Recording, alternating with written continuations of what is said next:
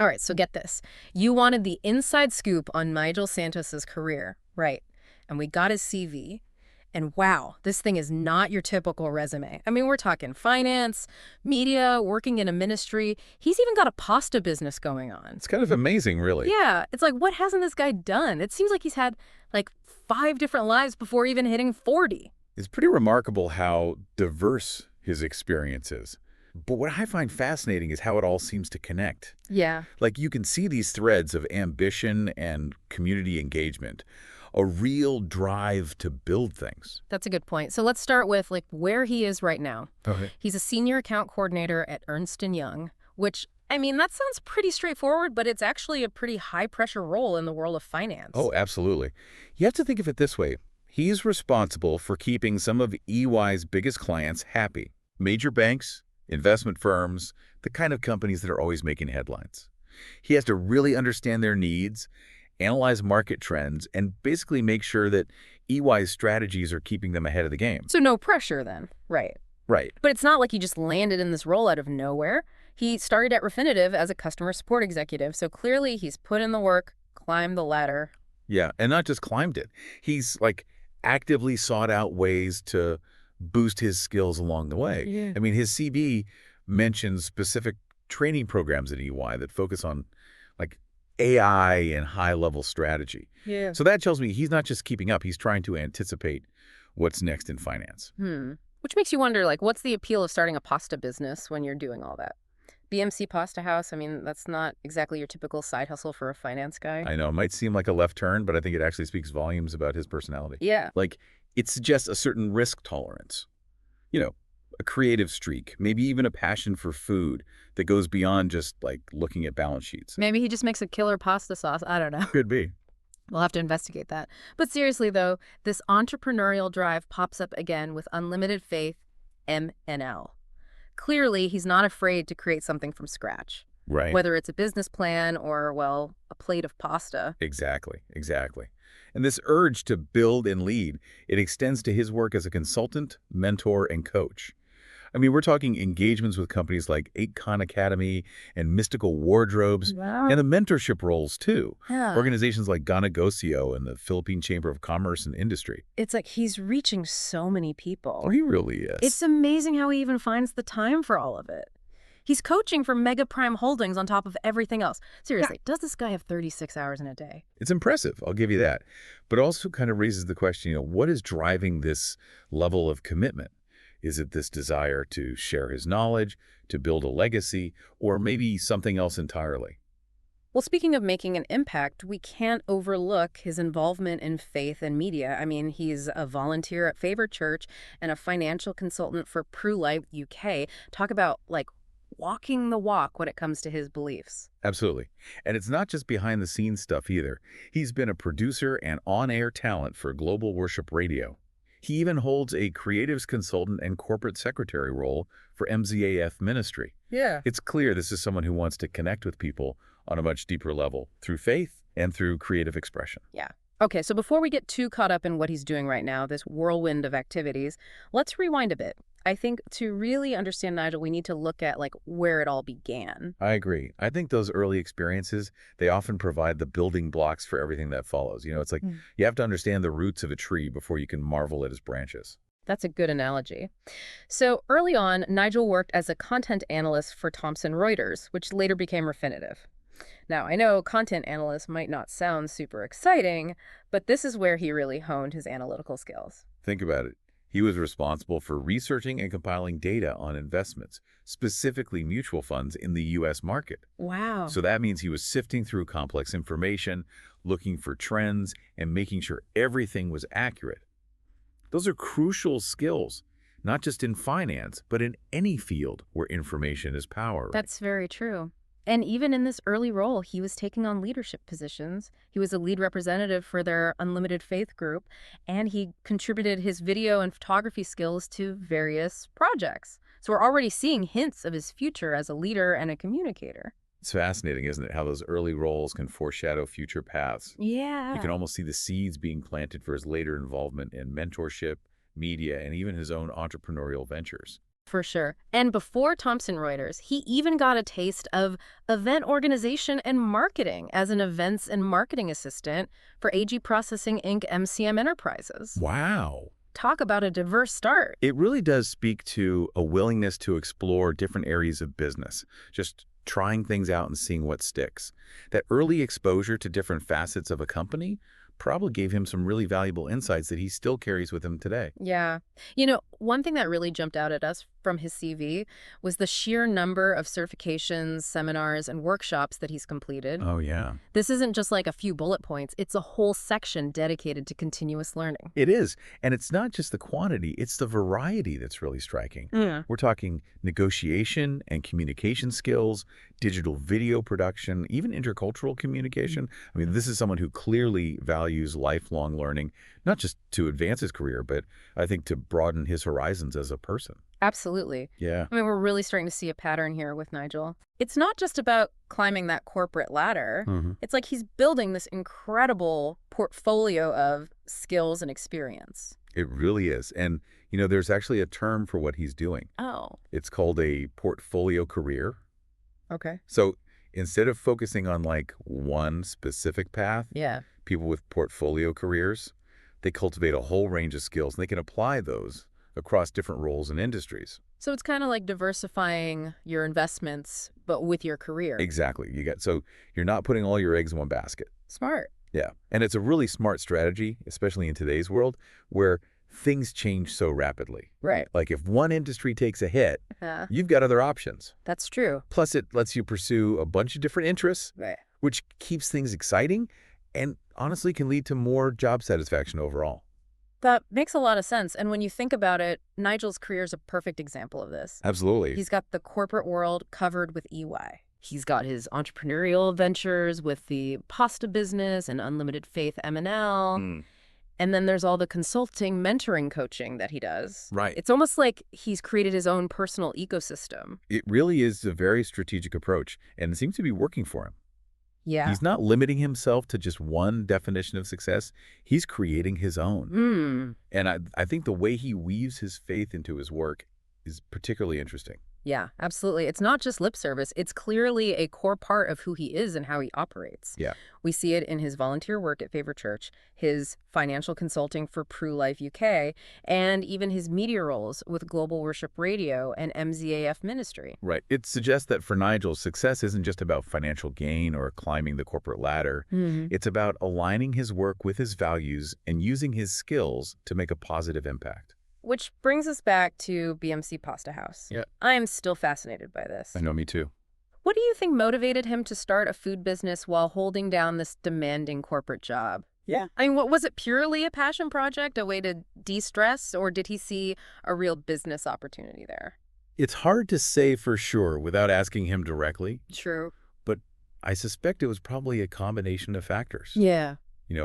Perhaps he saw a gap in the market for a certain type of pasta, or maybe it was a way to connect with his cultural heritage through food. Interesting. Whatever the motivation is, it speaks to his entrepreneurial spirit and his willingness to take risks. It's also a great example of how a side hustle can provide valuable experience and skills that you can apply to other areas of your career. That's right. Who knows, maybe running a pasta business has given him insights into managing people, dealing with suppliers, or even marketing that he wouldn't have gained otherwise. Absolutely. And it's a reminder that sometimes the most unexpected experiences can lead to the greatest growth. Yeah. I mean, the skills he's learned running BMC Pasta House could be just as valuable in his corporate role as the training programs he's taken at EY. Absolutely. So let's not forget about Unlimited Faith M&L.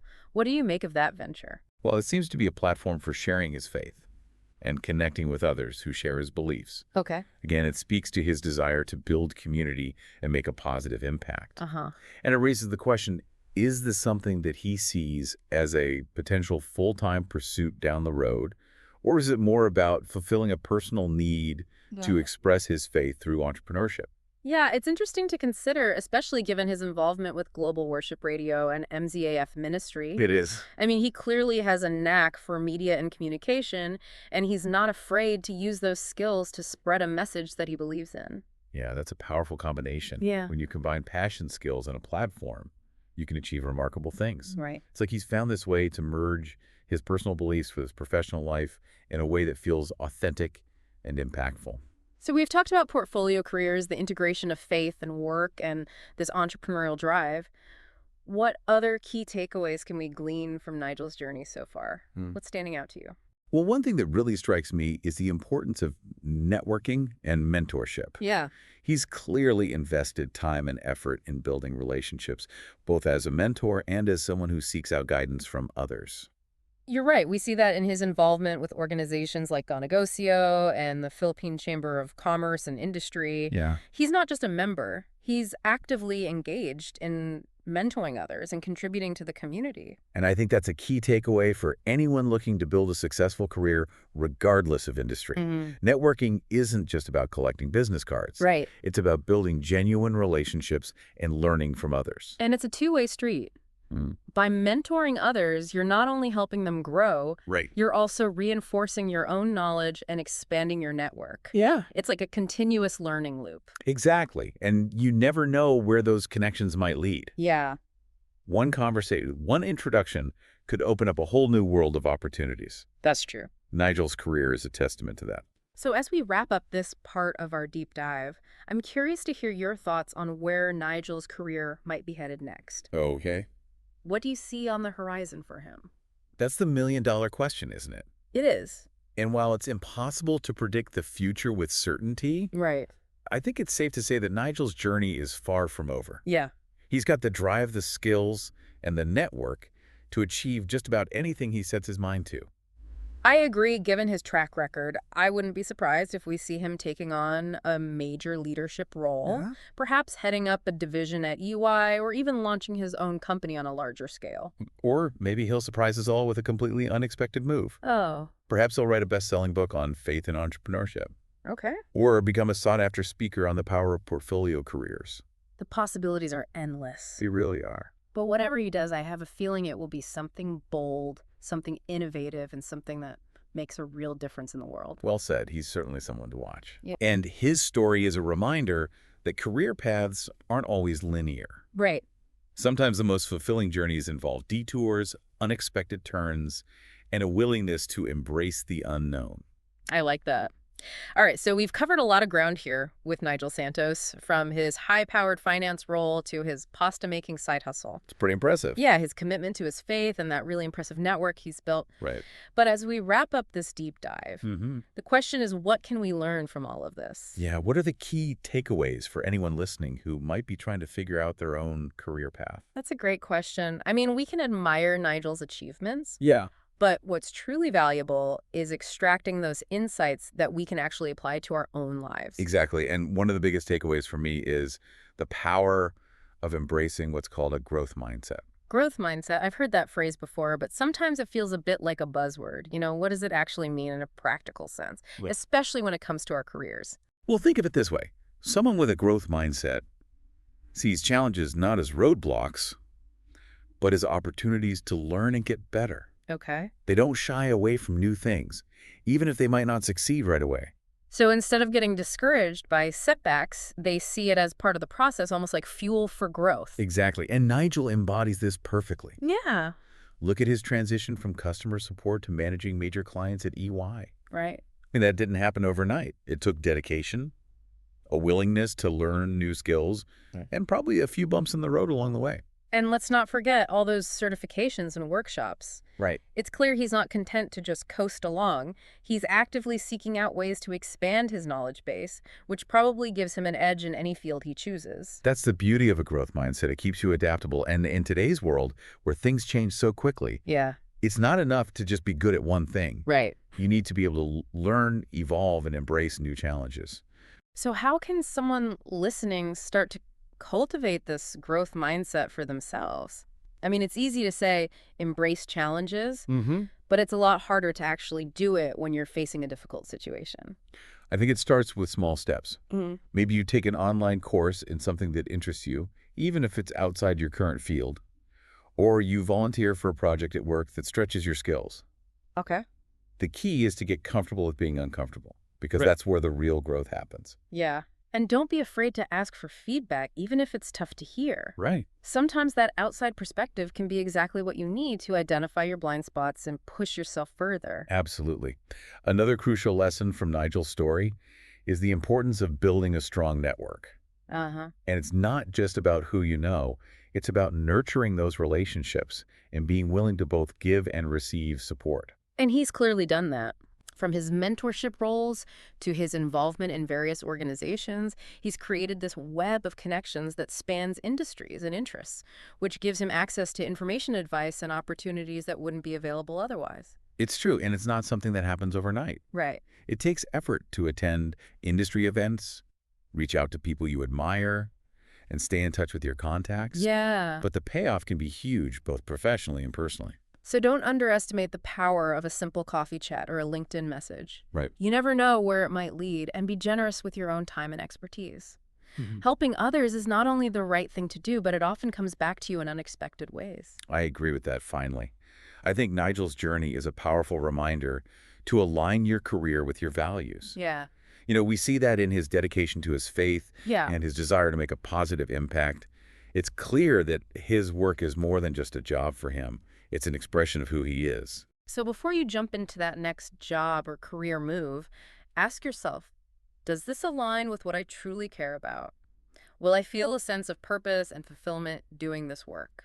It might mean taking a less conventional path Okay. or prioritizing a company culture that resonates with you, even if it means a smaller paycheck. Right. But in the long run, that sense of alignment can lead to much greater satisfaction and success, however you define it. Nigel Santos is a real-life example of how you can create a career that's both fulfilling and impactful.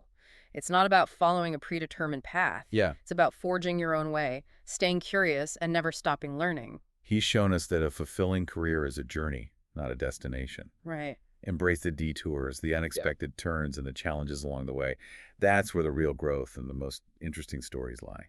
Well said. Thank you for joining us on this deep dive into the fascinating world of Nigel Santos. It's been a pleasure. We hope you've come away with some valuable insights and inspiration for your own career journey. Until next time, keep exploring, keep learning, and keep striving to create a career that truly reflects who you are.